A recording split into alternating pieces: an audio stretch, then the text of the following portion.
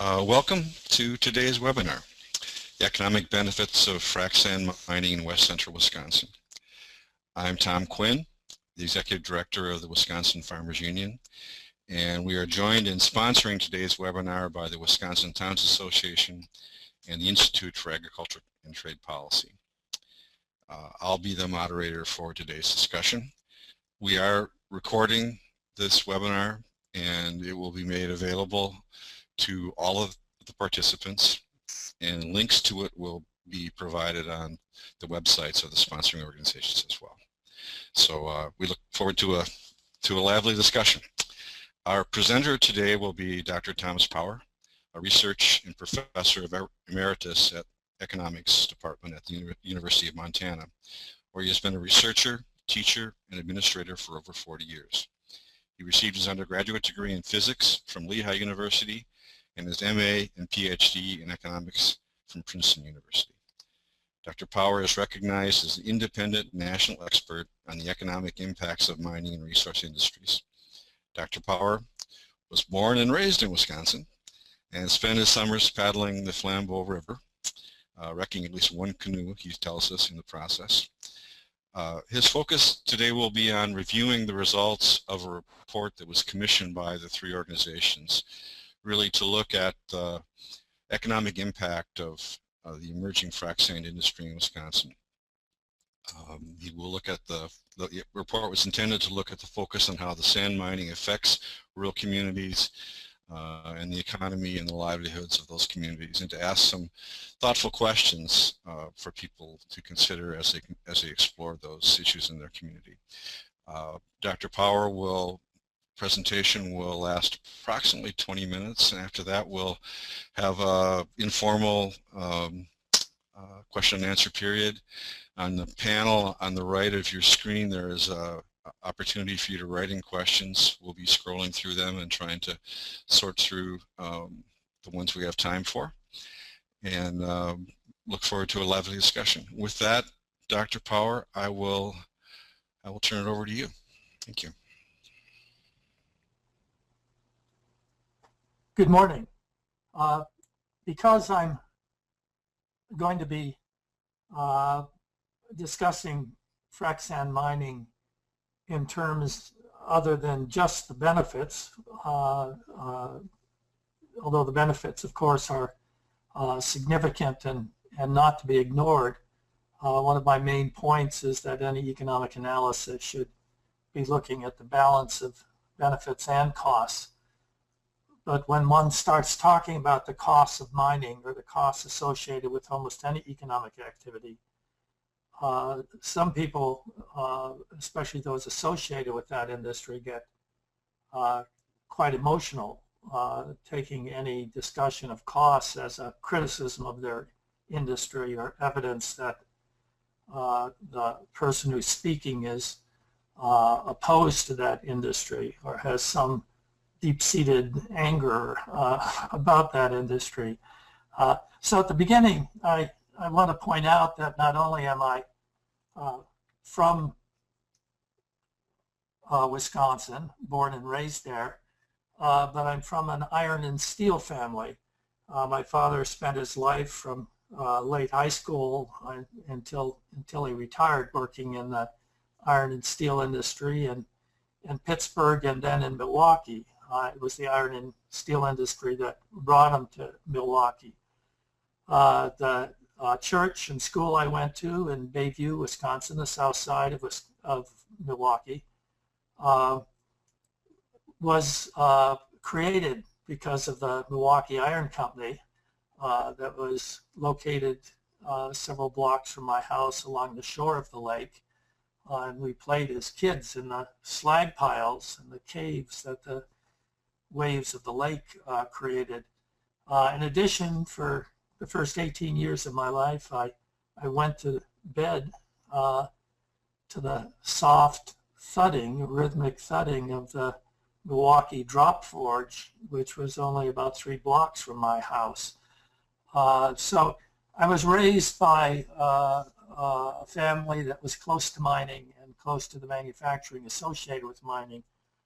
So there's no anti-mining bias in my head here. The objective of this study was to lay out the questions about benefits and costs of frac-sand mining that I thought that any community that was considering incorporating sand mining into its economic development strategy, welcoming it into the local community or economy, should ask and answer. The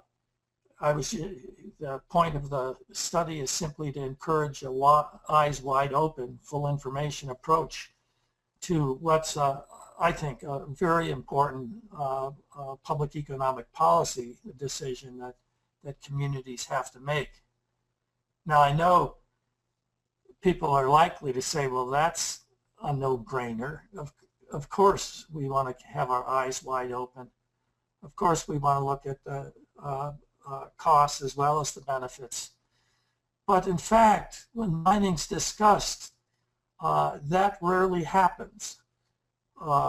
Typically, the economic analysis that's presented when it comes to mining is something called an economic impact study, where just by the structure of the analysis that's going to be carried out, only the positive impacts are considered.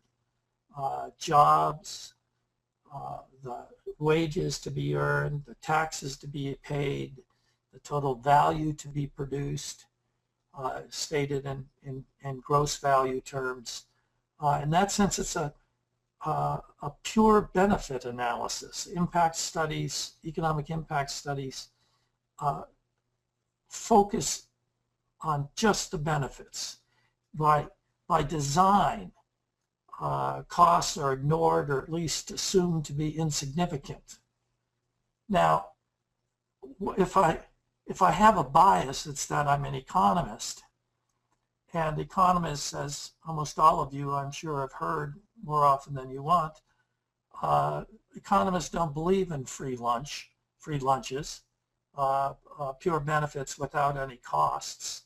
But what economic impact studies of mining typically present is such a free lunch economic view of mining. As I said before, real economic analysis, analysis where a choice actually has to be made, involves weighing benefits and costs, considering the trade-offs. Any real economic choice involves trade-offs. That's why we have to put our thinking caps on. That's why we have to do some calculations to try and figure out whether there's substantial net benefits or not, to know for sure that the benefits exceed the costs.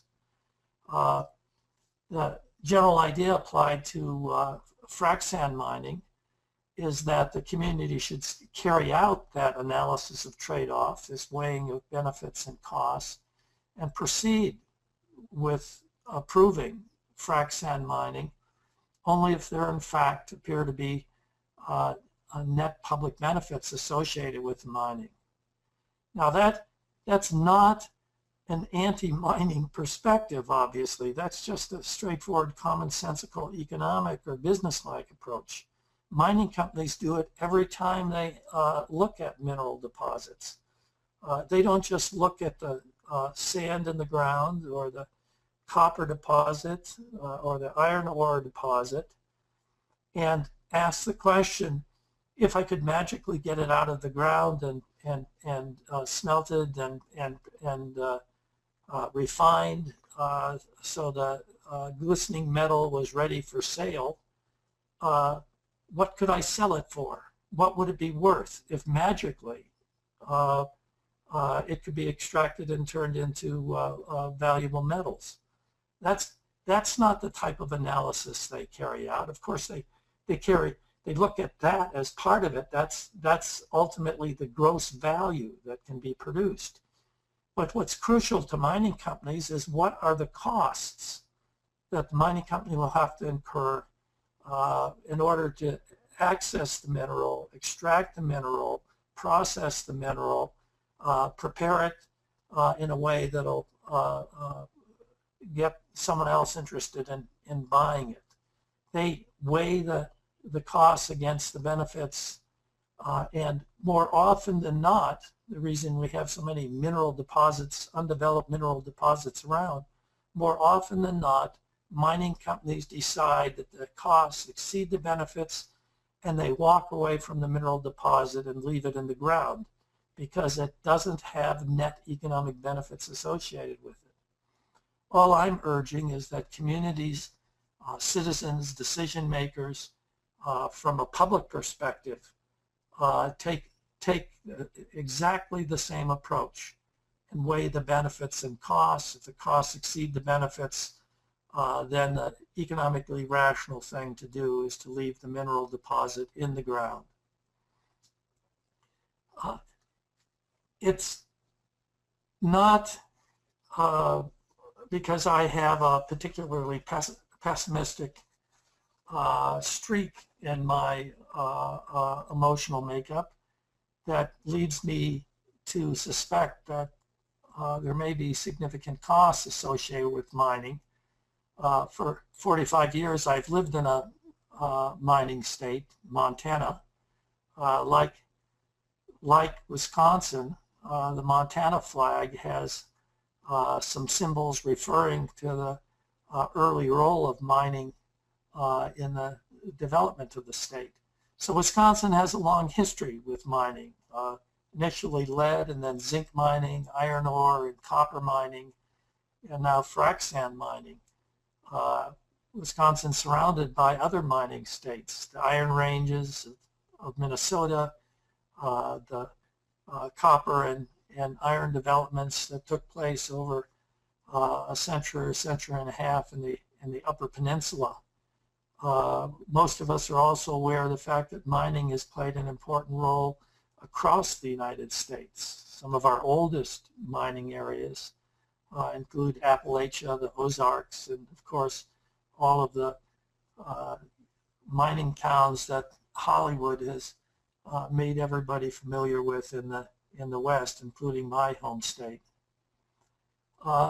It's that experience. It's the 45 years I've spent studying mining in a mining state, and also studying mining across the United States and around the world, that has led me to talk about mining in terms of the economic anomaly of mining, the surprising contrast between the economic promise associated with mining and the frequent outcome that isn't very promising. The economic promise, obviously, is there's treasure, mineral treasure to be extracted.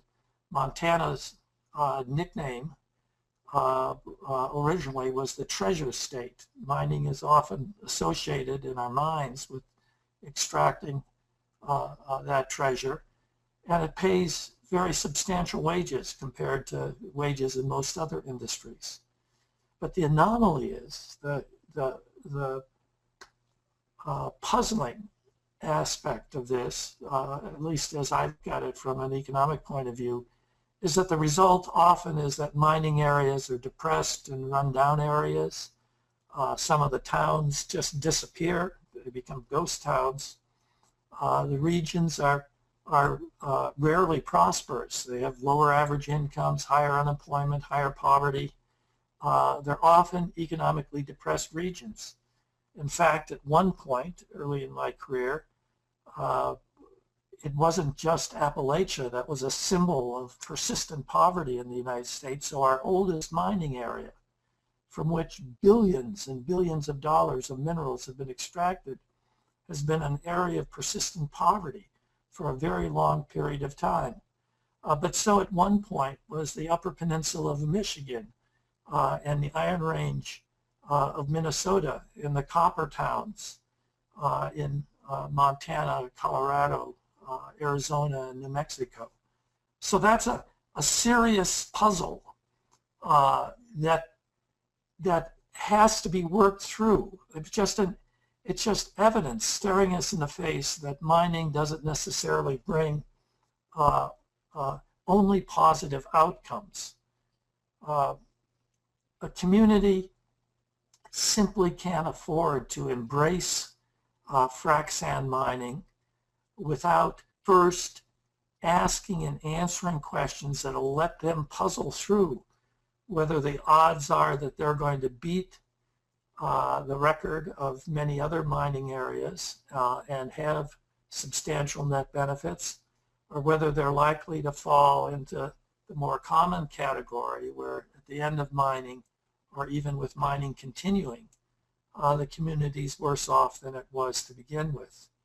At the very least, that history reminds us, dramatizes for us, that there clearly is a downside associated with mining, just as there is a significant upside.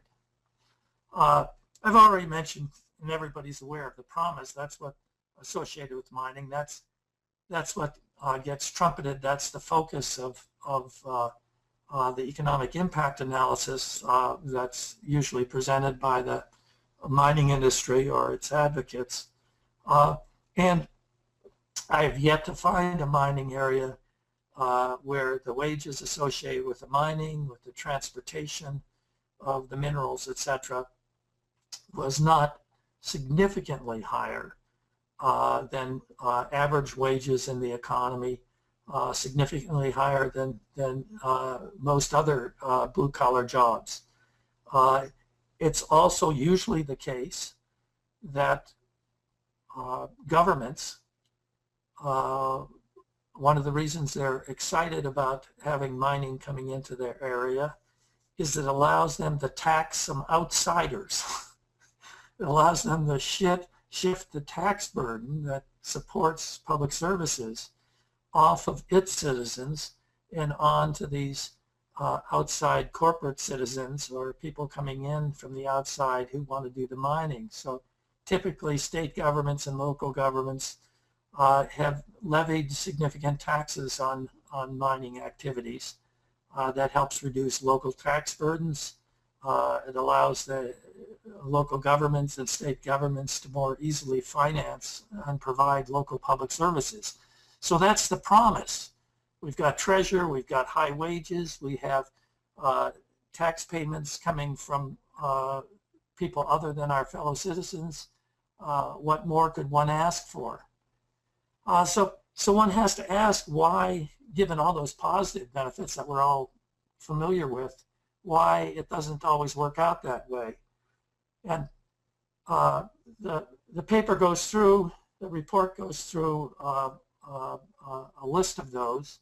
One of them is simply the shifting and fluctuating supply and demand. Almost all commodity markets, especially those associated with mineable minerals, tend to be unstable. Look at the way natural gas prices have fluctuated, or copper prices, or gold prices.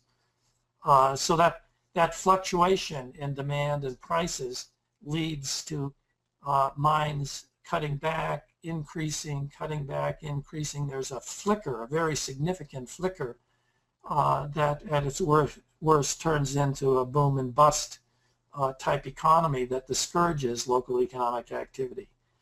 Labor displacing technologies. We've learned to get along with fewer and fewer workers. That's one of the reasons miners are paid so much, is that their productivity has been boosted significantly by gargantuan technology, transportation, earth-moving equipment, as well as developments in chemistry and engineering.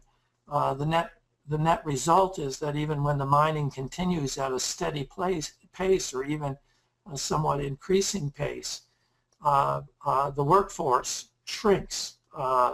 Workers get laid off, and one can end up with rising unemployment in mining areas. Mining is landscape intensive. That's certainly true with Frac-Sand mining. It does environmental damage that at times is significant or even extreme, that reduces the attractiveness of the area as a place to locate a business or raise a family. In rural areas, there's often very limited economic connections between mining and the local economy. Most rural areas can't possibly provide the equipment that's needed to carry out the mining. They aren't going to provide the explosives. They aren't going to provide the fuel for the fleet of equipment and trucks that are needed. They often can't have very little in the way of retail shopping opportunities, so that even the expenditures by miners doesn't take place in the community where the mine is located. As a result, the value that's being created quickly flows out of the local economy. It doesn't stay locally, even though the landscape disruption and some of the other problems remain local. And all economic activity, we don't often face up to this, but all economic activity can't take place at the same point at the same time. Some types of economic activity are not compatible with each other. So that mining, for instance, that seriously degrades the natural environment or the landscape can have a serious impact on the visitor economy, tourism, outdoor recreation, etc., as well as discouraging amenities supported in-migration of people and businesses. And of course, finally, any given mineral deposit is bound ultimately to be exhausted, which leads the mining activity to shift to some other location, usually leaving a fairly substantially modified and degraded environment behind. Frac-Sand advocates insist that all of that brooding over the past, or even brooding over what's going on in areas being actively mined right now at different locations around the United States, is irrelevant, because in Wisconsin or Minnesota or Iowa, with frac-sand mining, this time will be different. Now, most of us have heard that before recently about the economy, our economy, and the Great Recession reminded us that it was a close call. This time almost wasn't different. We almost tumbled into a Great Depression. Dr. Power, yeah. This is Tom. Can I just interrupt? I don't think we're seeing your screenshot. Is there a way you can slides? Has that been going on for some time? Yes. Yeah. Huh. Okay, you've been made when ready. Oh, any? Do you see it now? Now we have it. Yeah. I'm sorry. Also, the whole time I've been talking, there's been nothing up on the screen? Correct. Sorry about that. Okay. Well, let's see. Let me just finish up the train of thought, and then maybe I can go back over what should have been up all the way along. Sorry. In any case, the basic argument about why this time will be different when it comes to frac-sand mining is that this is the modern environmental era. There's environmental controls in place that no one even dreamed of when the copper was first developed in the Upper Peninsula, or iron in the Iron Range in Minnesota, and that we have all these controls in place. Mining companies have developed much more environmentally friendly technologies. And besides, frac-sand is a unique product that's needed for a unique purpose, namely to develop petroleum products and natural gas. And the demand for them will last for a very, very long time. And so you don't have to worry about the environmental damage. You don't have to worry about the flicker or the fluctuation or the boom and bust. That may be, but maybe it's not. In fact, frac-sand mining is unusual in the sense that it's a mineral that's being developed that is already competing with various deposits within Wisconsin, Minnesota, Iowa, competing with China and Brazil, and going to be competing with lots of other sources. So the usual competition that will lead to oversupply and then undersupply and fluctuating prices is highly likely to be there. But the interesting characteristic of frac-sand is it's being used as an input in the pursuit of a different type of mineral, namely natural gas and oil, the demand for which and the price for which fluctuates substantially itself.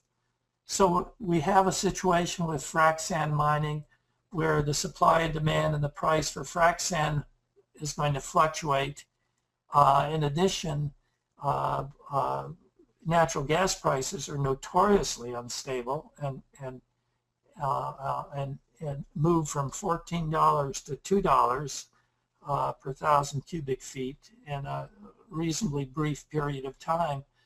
So one has a double source of instability that suggests that this time may not be different for frac-sand mining, that many of the characteristics of the market and demand for frac-sand mining are quite similar to other mining products. And for that reason, one has to be cautious. And in case one doesn't want to engage in wishful thinking or ignore the costs, that won't make them go away. We need to look critically at both the benefits and the costs. Now let me, if it doesn't make you dizzy, let me go back to the beginning here. The beautiful picture you missed in my backyard in Milwaukee, most of this was collapsed and only the slag piles left when I was playing on the lake shore of Michigan. But worker housing was right across from the school and church I went to, worker housing connected with the Milwaukee Iron Company. And this is the drop forge, the earlier, more expansive version, and the cleaned up modern version that rhythmically put me to sleep as a baby and as a teenager on the south side of Milwaukee. The rest of the slides really are just text that largely follows what I said, and I'm sure the slide presentation will be posted too. I'll leave it to I may have to redo this so the recording has them in it. But with that, let me just go back to the end and say I'm willing to take questions.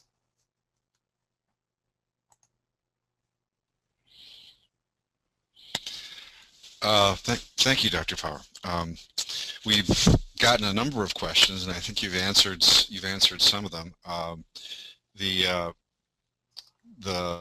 wondering if you can talk a little bit about there's a question raised about what kind of data we have available, and the point, I guess, what's important to understand about this study is that when you look at it, it is identified as phase 1, which means that we understand that the 3 organizations that were part of putting this together and Dr. Power understand that there will be a need for additional research, and that will require additional data. And I think, Dr. Power, maybe you could say a few words about the data that's available and some of the limitations that has, and what we maybe can expect in the future. Yes, one of the things that it became clear very quickly when we first started looking at this was the incredible variety of different settings in which frac-sand mining and processing and shipping were taking place. Some in purely rural areas, some on the edge of metropolitan areas, some with very long transportation lines to both processing plant and railheads, and others located very close to the processing plant and transportation, rail transportation opportunities. So what we faced was different than a lot of mining where a large open pit copper mine or open pit iron mine is being proposed, and one can focus in on a very particular location, a very particular mine, a very particular economy or community. Here we have literally dozens of alternatives, dozens of mine sites, processing facilities, transportation routes, etc. That makes it difficult to describe exactly what the impacts are going to be. And that's the reason that this report begins with and ends with questions that need to be asked and answered, only some of which the report actually directly attempts to deal with. I think more and more information is being gathered as the mining proceeds. We're getting a better feeling for what the impact is on the landscape. We're getting a better feeling for what the impact is on the road system as our public highways are turned into really mining haul roads.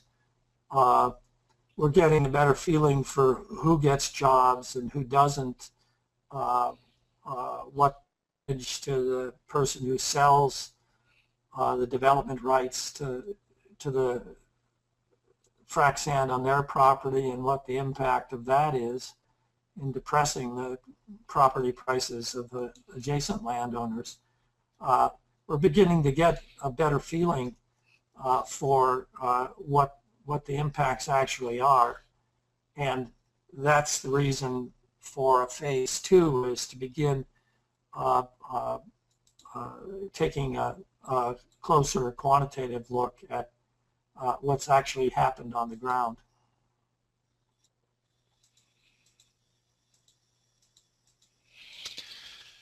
Do you and home value questions were one of the questions that came up. Could you talk a little bit more about the maybe you touched on the unique that why frac-sand mining is not is somewhat similar to other kinds of mining. So I know some of the reactions to your report in our area are that in fact we're finding industry claiming that jobs are more locally based, but most of that data seems to be coming from the industries, and it's not necessarily backed up by anything. Are there ways that as we go forward, that we can get better data, do you think? Yeah, yes and no. There's two things going on right now. One is the initial very locally oriented boom where in frac-sand mining, where almost anyone with a front-end loader and a couple trucks could start mining and selling the frac-sand.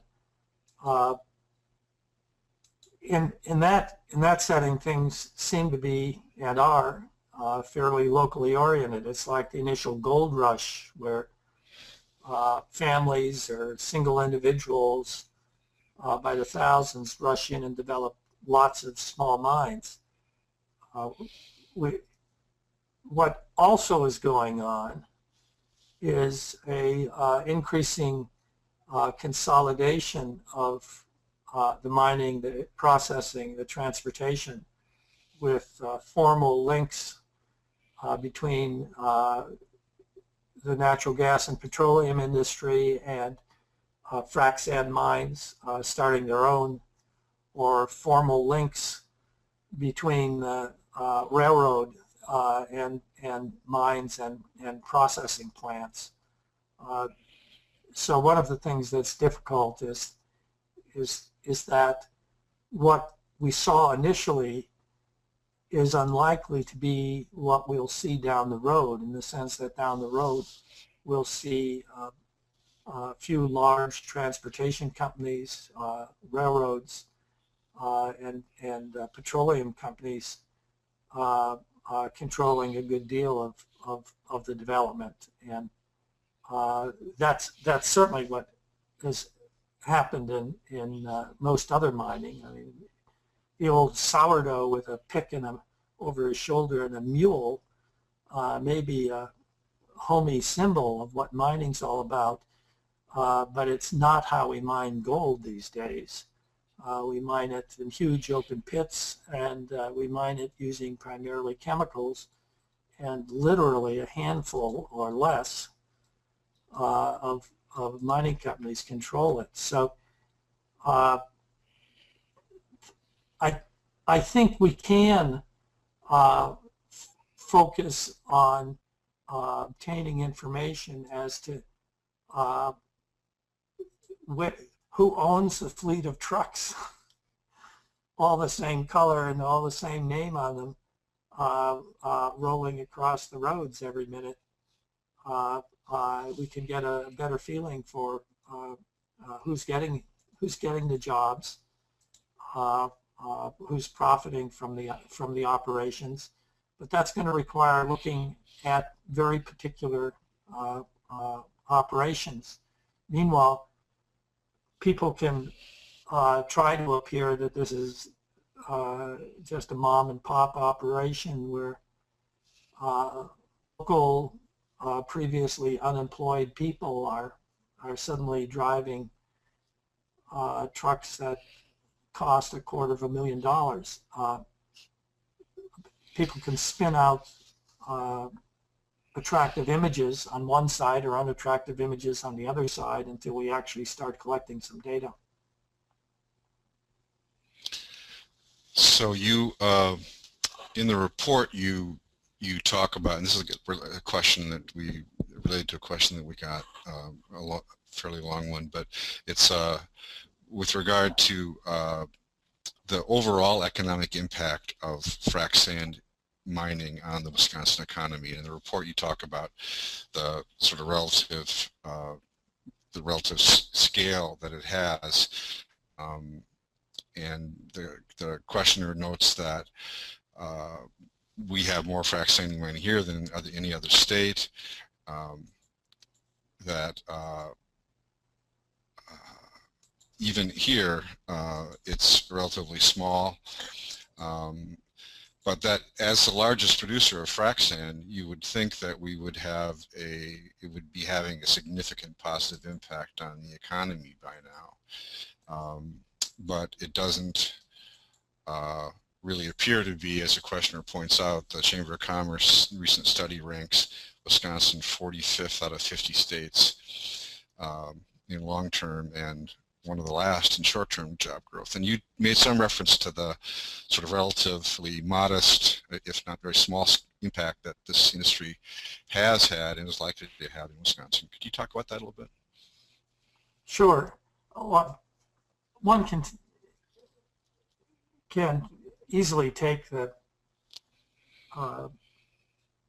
current labor intensity, both in the mining activities, the processing, and the movement by truck and then by train, and project employment, and that's what those economic impact studies that the mining industry has done provides us at least some evidence, sometimes exaggerated, but still what the labor intensity, what the job opportunities are. And whenever somebody tells you about how many jobs are going to be created, you know, when they say that this mine has created 50 jobs, or that the industry as a whole has created 2,000 jobs or 3,000 jobs, those numbers, almost whatever the number is, sounds large or significant, and given the damage to community, to families, to the overall economy associated with unemployment, we rightfully are paying a lot of attention to employment opportunities. But to understand whether those job potentials are significant or not, one has to put them in the context of what the total workforce is in West Central Wisconsin, what the growth, despite the Great Recession and the slow recovery, what the growth in job opportunities typically has been over the last decade or two. Almost any way you look at it, frac-sand mining is not going to provide even 1% of the employment opportunities in the region. It's going to remain a relatively modest part of the overall economy. So, you know, when you have an economy with many hundreds of thousands of jobs and are talking about adding 50 here, 50 there, or 2,000 or 3,000 overall, I don't want it to sound like I'm putting that down or labeling that insignificant, but it's not going to transform the economy in a positive way. For the economy to recover, we need a more rapid development of jobs spread over a much broader array of different industries, occupations, etc. So one can't hang the economic development of the region on this industry. It won't work that way, even if one ignores all of the costs associated with it. But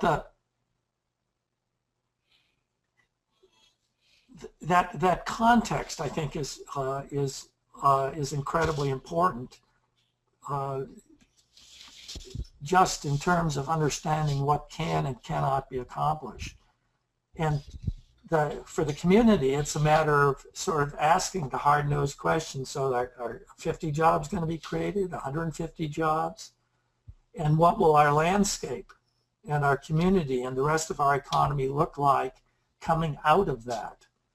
One has to put those jobs, as attractive as they are, as positive as they are, against the other changes that will take place in the economy as a result of the mining, and look at what will come out the other end. That's the point of looking at other mining areas and trying to understand why they had difficulty recovering from mining, not difficulty coping with the prosperity provided, but recovering from the costs associated with that mining. So one of the goals of the organizations that decided to contract this study was to help local communities, because a lot of these decisions are being played out in town halls and county boardrooms and living rooms and church basements. And what we wanted to do was use this study as a first step of providing some tools that people could use in beginning to talk about the economic side of the question. There's a lot of discussion about the environmental, health, other impacts, quality of life impacts, but most of the economic stuff was coming from the industry. And so one thing that you did, Dr. Power, in your study is come up with a list of questions that were the kind of questions that communities could ask themselves as they think about whether or not a mine makes sense for them to support. Could you just talk a little bit about why you think those questions are in the summary of the report and in the body of the report. Could you talk a little bit about why you think those questions are important and which ones you might think are most important? One of the things I always comment when talking about mining is that the basic questions in some sense are always the same, and that's not whether one should mine. It'd be hard to imagine our economy without mining, but where we're going to mine, what are the characteristics of the area where the mine is going to take place, social, economic, landscape, environmental, etc.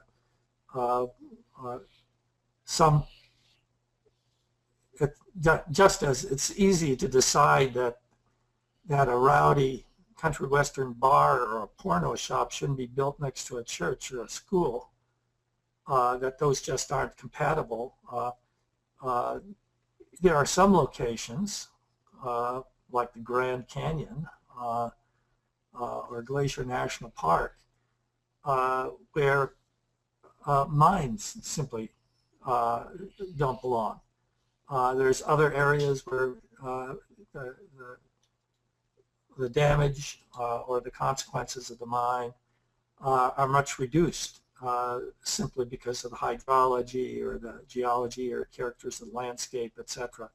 So one thing is just looking at the details of how this will fit into the community and the landscape, and the other is to look at the technology that's going to be used.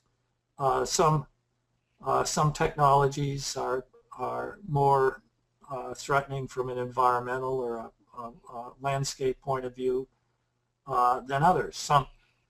Some technologies are attractive because they're almost entirely self-contained. So it's a matter of asking the questions about how a particular mine and the particular technology it's going to use fits into a particular community or a particular location. I think most of the questions fall into that one of those sorts of categories. Is this proposal appropriate for this place? And is this technology that's going to be used safe for use in this particular place? And so the list of questions, I'm emphasizing the negative side because the positive side is always trumpeted. But one can ask the same thing about on the positive side. Will locals get the jobs? Or will the jobs go to folks who are currently living in the Twin Cities? If your landscape is going to be sacrificed and there may be air or water pollution problems, and very little of the economic benefit is accrued to your community, your town, or your neighbors, and most of the benefits going to go to people who currently live somewhere else, you may make a different judgment than if this is going to be a mom or pop thing that helps people hang on to the farm. It helps provide employment for readily available skills, etc. So I'm not sure I can lay out some of the questions as being more important than the other, but they come down to, will we get the benefits and will they be significant, number one, and will we suffer the costs? And if so, how significant are those costs? And then how are we as a community going to weigh those two? To me, as an economist, it's fairly straightforward. You can walk through the costs that people that I've been suggesting need to be looked at.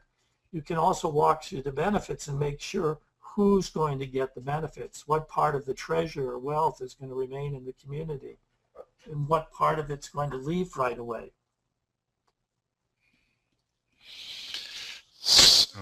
So I think we have time for a couple more questions. Let me ask one that's, and I'm not sure if you feel comfortable speculating on this, but you have the unique perspective of living in Montana, sort of on the other end of this resource connection between the sand and the actual drilling for oil.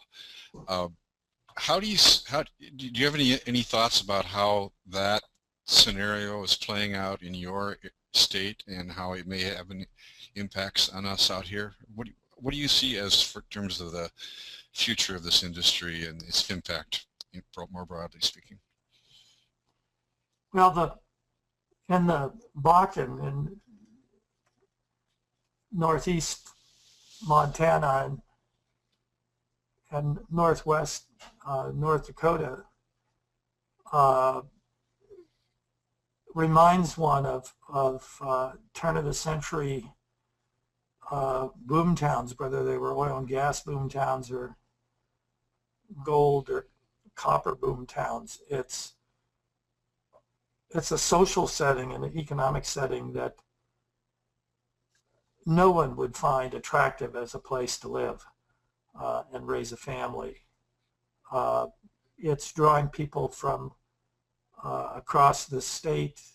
Some people are commuting 400 miles one way to take jobs, living out of motel rooms or man camps. Just incredible social and economic chaos, but very substantial paychecks, which is what draws people from around the country and elsewhere in Montana to the Bakken oil fields. The local population doesn't like what's happened, but it's not like they have a choice. I mean, the community has been turned into a gold rush day type mining camp, man camp. But the income going to the workers, most of whom, of course, the vast majority of the workers aren't from that area. There weren't roughnecks and people with the necessary skills. There just wasn't the population there. So almost all of the work is going to people coming in from outside, and it's certainly great for them. The workers aren't complaining, and the state governments aren't complaining. One of the interesting things, one of the sort of built-in conflict of interest is, although the government's supposed to help us make good decisions and weigh benefits and costs and hold the cost causers responsible for the costs, our governments at the local level, even the school district level, and certainly at the state level, are partners, are literally financial partners in that energy development or that mineral development. And so the state is running a surplus. During the Great Recession, we ran a continuous surplus. And our question is whether to give the surplus back to people or expand services.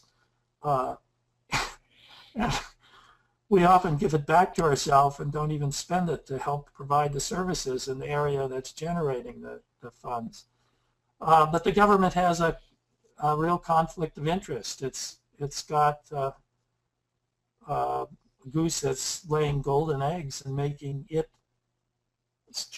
government's job of balancing the budget and providing services much easier.